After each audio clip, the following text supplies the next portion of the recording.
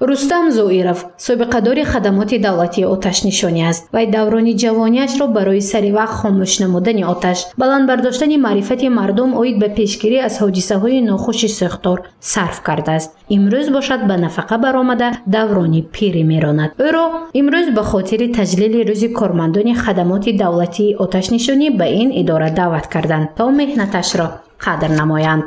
аз соли 1980 дар вазифаҳои гӯем нозири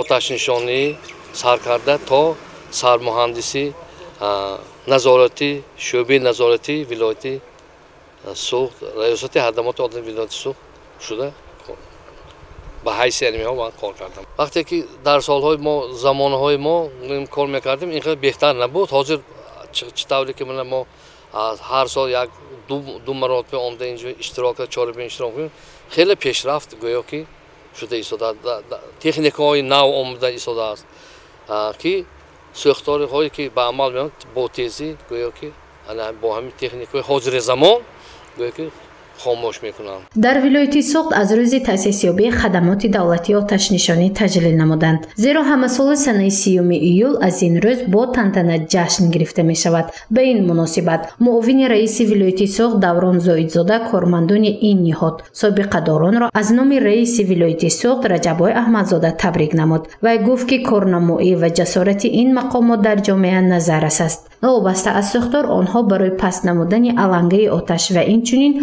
خاموش و پیشگیری آن سهم بزرگ دارند، گفت دوران زاهدزاده. باعث افتخار است که در طول فعالیت خویش کارمندان خدمات مذکور در تامین حفظ بی‌خطری از ساختار، نجات مال و ملک، حیات شهروندان و امنیت دولت و منفعت‌های حقوقی جامعه خدمت‌های ارزنده نمودند. خدمت کارمندان خدمات دولتی آتش‌نشانی چون یک جزء جدا نشونده مقامات کارهای داخلی در پیاده نمودن سیاست دولتی باید به بلند برداشتن مهارت کسبی کارمندان ساحه و آماده نمودن کادرهای بلند اختصاص نظررس است. کارمندان خدمات دولتی آتش‌نشانی جواباً به غمخوری‌های همه‌روزه اساسگزار صلح و وحدت ملی پیشوای ملت پرزیدنت جمهوری تاجیکستان محترم امامعلی رحمان، حکومت جمهوری تاجیکستان و مقامات اجرایی حاکمیت دولتی ولایت سوخت وظیفه به ذمه‌شان گذاشته شده را با موفقیت اجرا می‌نمایند. در چاره‌بینی تنتنوی از فعالیت و زحمت کارمندان آتش‌نشانی سخن کرده شد، زیرا این نهاد یکی از وظیفه‌های پرمحصول را در جمعیت اجرا می‌کند، زیرا مبارزه آنها خطر به جان انسان است. رستم میرزازاده سردار خدمات دولتی آتش‌نشانی در ولایت سوخت میگوید که نوبسته از دشوار بودن کسب آتش‌نشانی امروز جوانان به این ساحه توجه بیشتر دارند.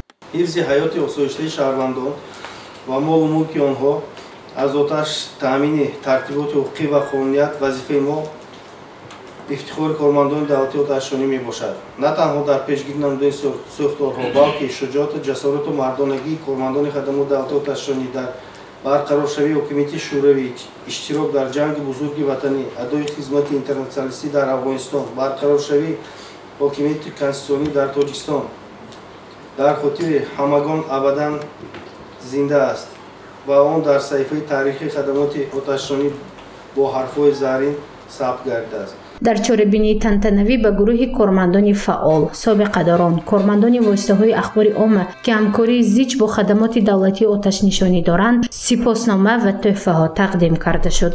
به گروه کارمندان رتبه‌های نوبتی را معاون رئیس ولایت سوخت دوران زاهدزاده تقدیم نمود.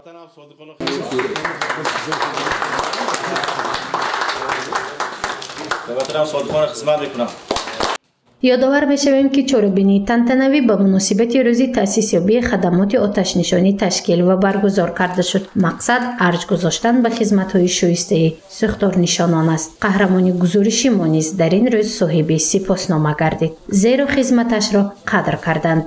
گزارشی مفتونش کرو نعیم جان ایوبوف و سید مختاری سید انور برای برنامه اطلاعاتی خبر.